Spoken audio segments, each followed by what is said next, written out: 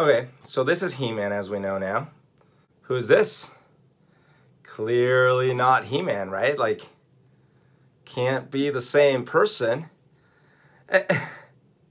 This always got me about HeMan. And of course, they weren't the only ones. Like, Superman had this problem.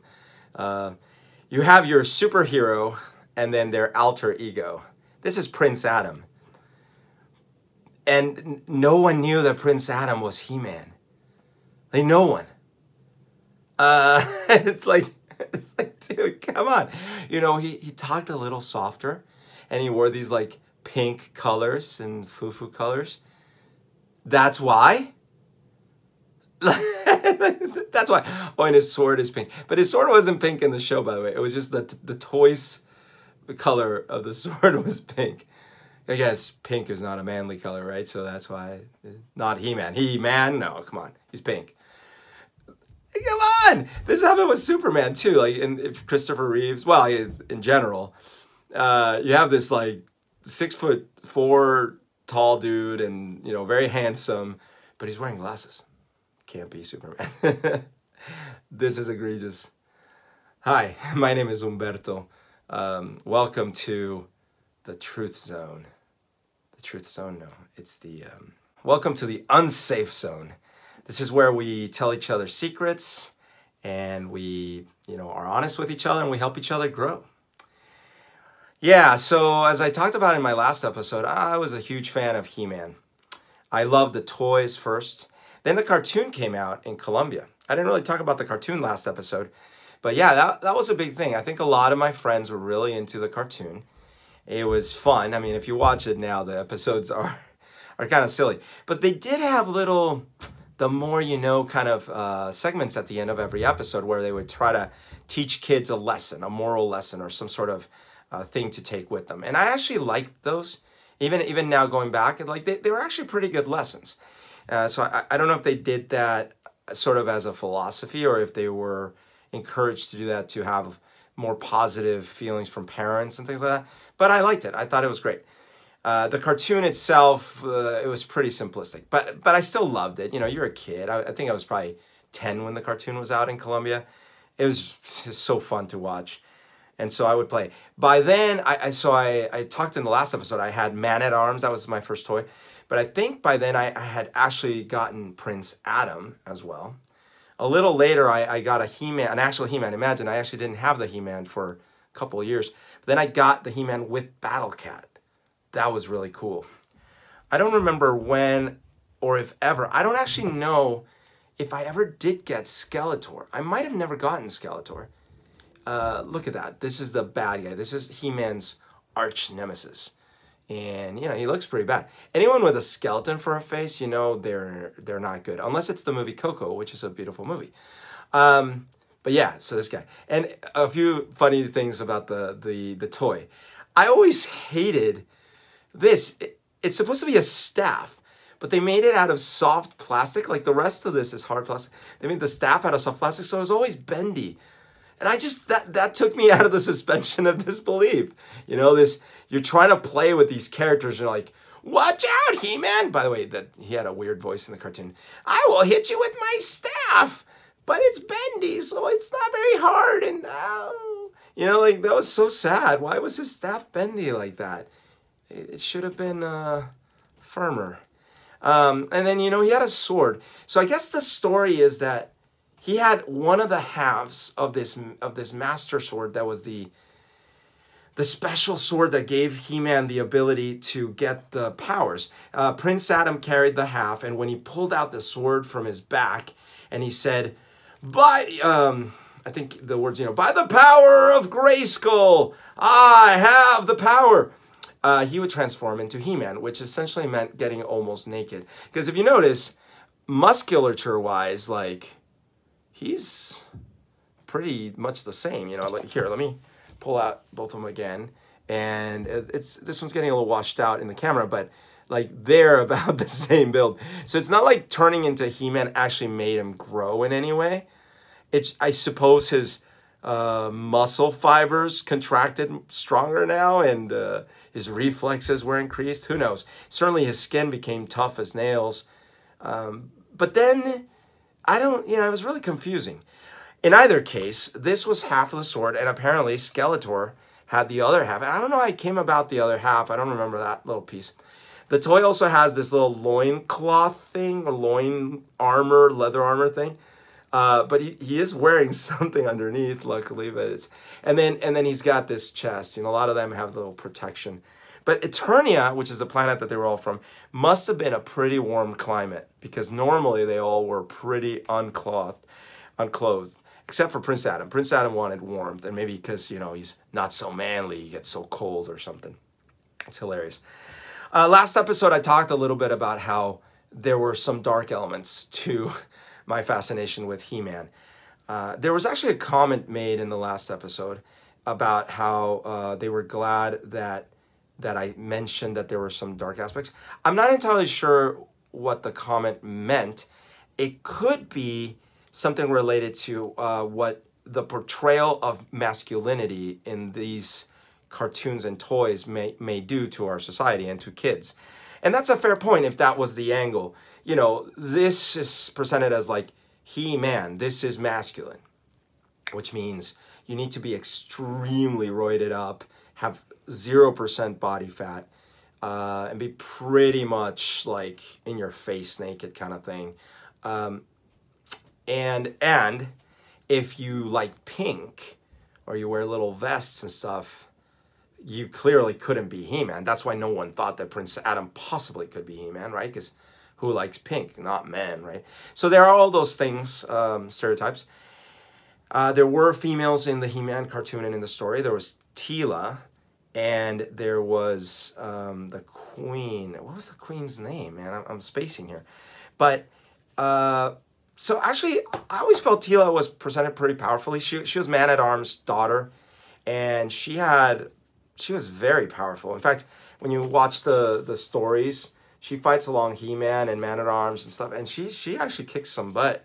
I mentioned in the last episode that there was a scene where in one of these books where Teela is firing a shot at the bad guys, and He-Man's standing by her looking like he's also firing, but He-Man has no projectile or lasers that shoot out of his hands, so it's pretty much she was doing the work.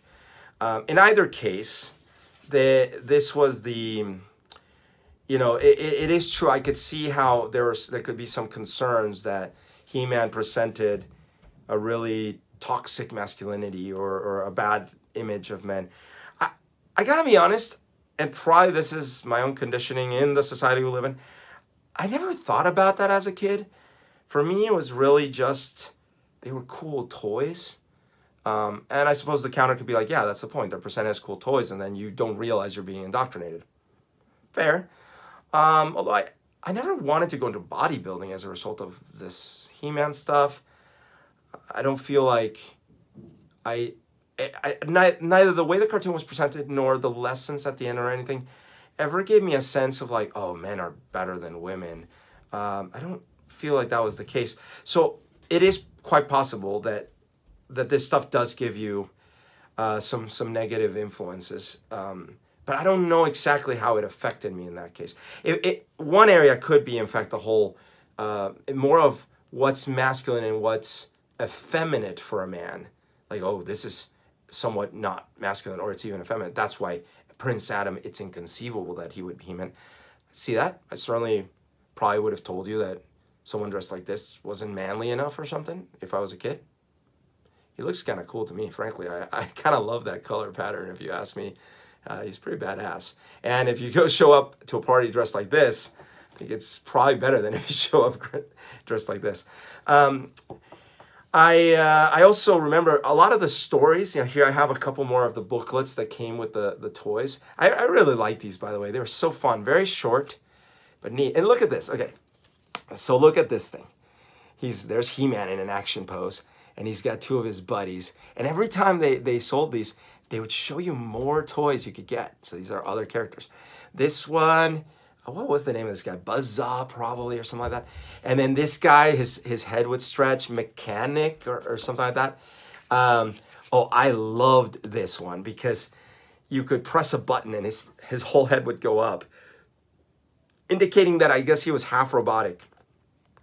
It seemed really like unnecessary to me. I think in the cartoon and stuff, one of his powers was like headbutting people and monsters. It just seemed so unnecessary. I still loved it. And you know, you can get a better idea of what his powers are. Like he can fly. That's pretty awesome. And he probably is very strong as well.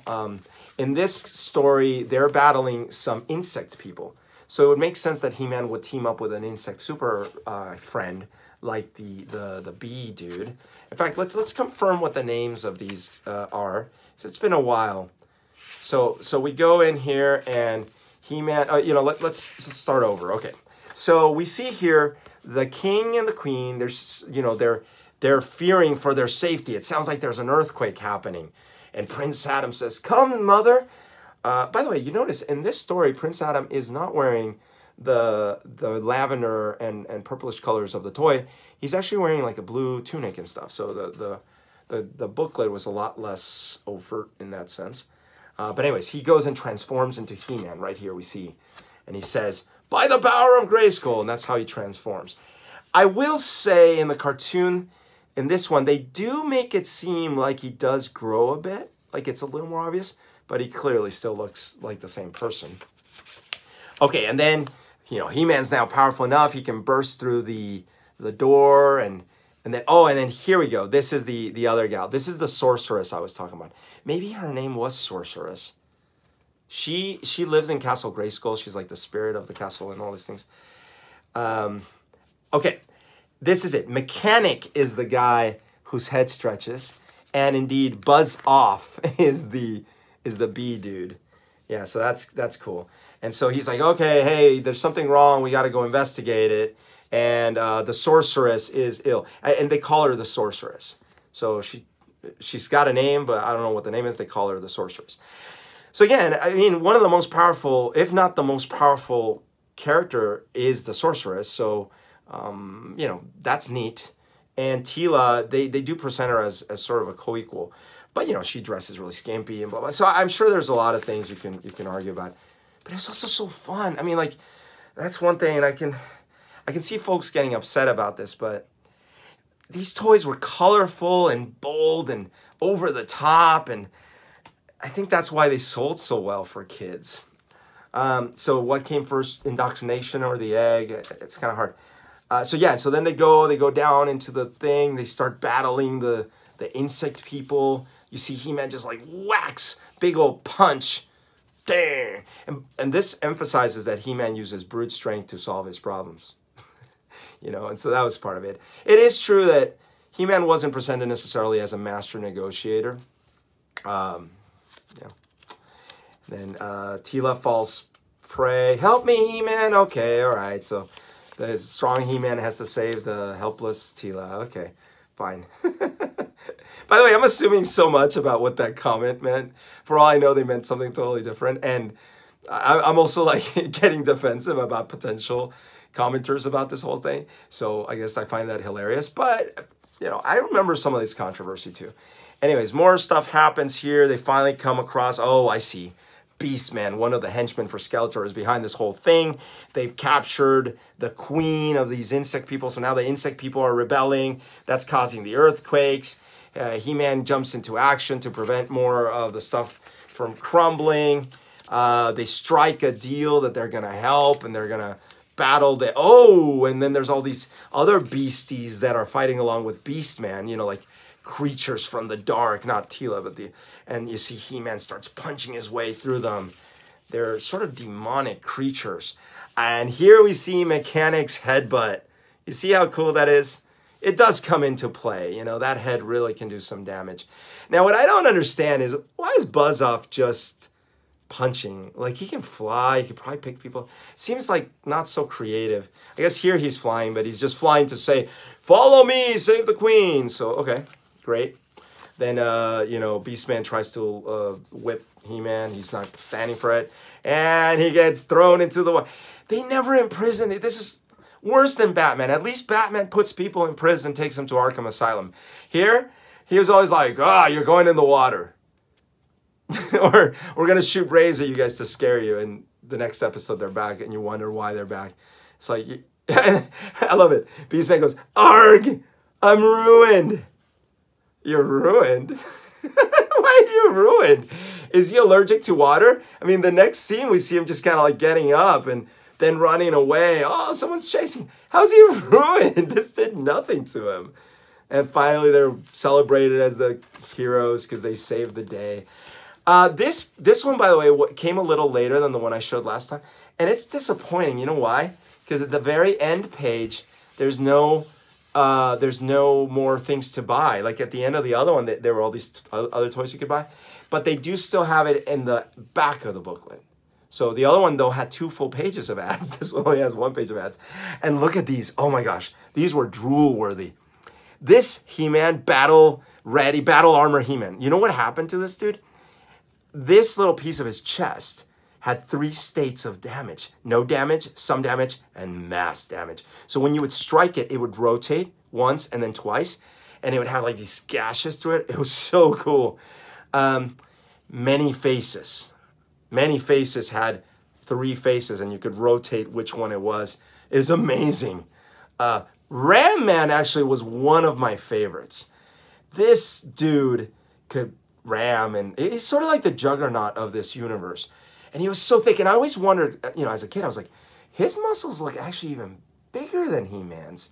And in my simplistic mind, I thought, well, the size of the muscle must equal how strong they are. But that was discounting the magic of Grayskull and the armor they're wearing, all that other stuff. But anyways, I was always like, dude, this guy's thicker. Look at those arms, they're bigger. He might even be stronger than He-Man. And then, of course, there's a Skeletor. But this one's also battle damage Skeletor with the same kind of thing that the He-Man's wearing. Triclops, not one of my favorites, but he did have 3 eyes. You know, his head had 3 eyes. You could rotate him or whatever. Trapjaw, another one of my favorites. So Trapjaw is sort of like the wave, what is it, sound wave? Yeah, of the Transformer. Like he's got a lot of attachments that this arm can have all sorts of different attachments. So he's kind of like the man-at-arms of the bad guys. Very versatile and very cool. I really like them. So I spoke last episode, like I said, about some negative side. And no, it wasn't actually about the imagery of how they portray males or females, although, as I said, I could totally see those arguments. It was actually that I lived in Colombia, and I have a half-brother who's essentially like, I've always thought of him and treat him, and we treat each other like full brothers. But he's technically my half-brother. He was born out of my mom and my stepdad. And they lived up here in the United States. I lived in Colombia. And I would come to visit. And I remember when I started getting into He-Man, I really liked it. But I only had like a couple He-Man toys. And I would come and visit, and my brother had so much He-Man stuff. It was outrageous. It was, on the one hand, it was super cool because I would arrive and he had He-Man, he had Prince Adam, he had Skeletor, he absolutely had Buzz-Off, he absolutely had Mechanic, he had Ram Man, he had many faces, he had Triclops, he had Trapjaw, he had Battle Cat, he had the Panther, forget what it was, he had the Castle Grayskull and the Snake Castle from Skeletor. He had like, not literally everything, but like everything. He had Evil Lyn, he had T-Light, like, I don't remember if he had a sorceress, but he had so much. And so then part of me was like, oh, this is so great. I get to play with all these toys. But then part of me was so jealous, so envious. I'm like, I want all these toys. Because then I would leave and go back to Colombia. I didn't have all the toys. And it created this feeling of like, oh, wow, he gets to have all those toys. I don't get to have all those toys, all those He-Man toys. And I was sort of, I don't say obsess about it, but it would sort of hurt me, and I would spend a lot of time thinking about it. You know, he had Merman, and he had Zodak, and he had Stratos. I think he had Stratos.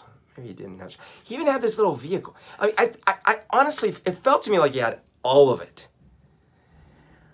And so it led to like a lot of feelings of unfairness, and I want to have all these things. And I really feel that that was one of the things that contributed later in life for me having a shopping addiction. And not only a shopping addiction in general, like toy shopping addiction. That I would feel that I really wanted to possess all these things that either I had as a child or that I didn't get to have as a child. So even though nowadays you can see I have a few toys and I've shown you some of the toys I have, this is nothing. Like there was a period of my time, especially in my 20s, where I always wanted to buy more stuff, more toys. And I would ask for them at Christmas and at birthdays. And then I would go out of it and spend a lot of my money buying toys, a lot of Star Wars stuff. Actually, not a lot of HeMan because they didn't sell HeMan at the time anymore. But if they had, I would have been buying them. Like these things I bought years later because they did a reissue and I wanted to own kind of, they had a box with HeMan, Prince Adam, Skeletor, Man-at-Arms, and one extra surprise that I'll have in my final episode. But that was it. I just kind of bought it as a, and I took them out of the box, so it wasn't like a collectible thing. I wanted to have them for nostalgic reasons. I wanted to play with them, you know, be like, hey, Skeletor, you shall not pass. And then Skeletor's like, I will use my evil sword. And He-Man's like, I don't have my sword, but my shield can smack you. Right? So I wanted to play with them. I wanted to like actually enjoy the toys. But at the time in my 20s, it started getting out of hand, and I had just like stuff in boxes and closets full of like toys that I wanted, and I just wanted them. I didn't play with them. I wasn't gonna sell them. I wasn't collecting them. They were just sitting in boxes. And it got so bad. Something happened in that at one point I realized, what am I doing with all these things in boxes? Like, I'm not enjoying them. If anything, it feels like a burden on me. And it really felt like if I kept going that way, I would never be happy. And I talked about something previously that I had this event where we unfortunately had some rats that got in these boxes, and not all of them, but a lot of the boxes that I had toys in, and they had little rat droppings, and that forced me to throw away a lot of that stuff. And then there was another set of stuff that I just gave away in a move that I did from one time that I moved in 2005, and I got rid of so much stuff, and it made me feel so much better. And after that, it was like, that was kind of like the cure. I had hit my own rock bottom with this stuff, and I didn't need it anymore. And I had seen sort of how pointless it was. Then it got all this poop on it, this rat poop, and I was like, yeah, that's not, I don't care so much. I mean, it was sad at first, but once I had no choice, I was like sort of relieved in a way. And what I've been doing in the subsequent years, slowly, is I really try to only buy or get things that have really special meaning to me, not a ton of stuff that's gonna clog.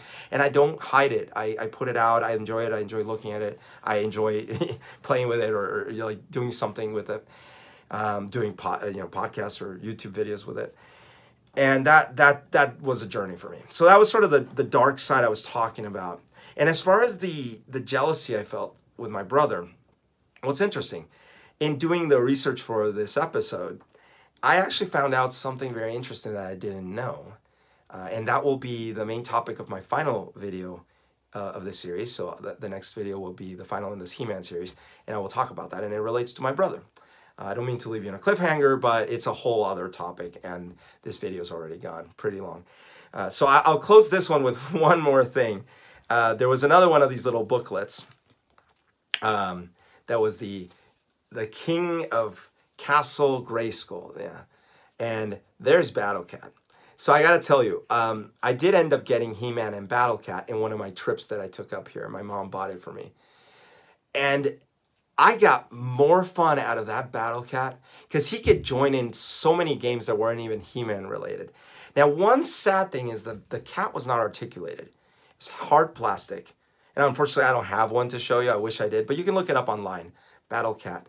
But he looked so cool. And when you took off his helmet, see, his helmet made him look sort of like a little dinosaur cat. But when you took off the helmet, he was essentially like a saber tooth.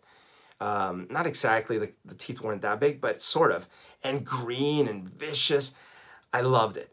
Now, one thing that was weird, in the show, when Prince Adam was Prince Adam, the Battle Cat became this little, like, pussy cat. That never made, I mean, he wasn't smaller. He was the same size, but he was like a scaredy cat. Never made sense to me. But I guess the idea was that the power of Grayskull turned Battle Cat, or turned this little scaredy cat into Battle Cat.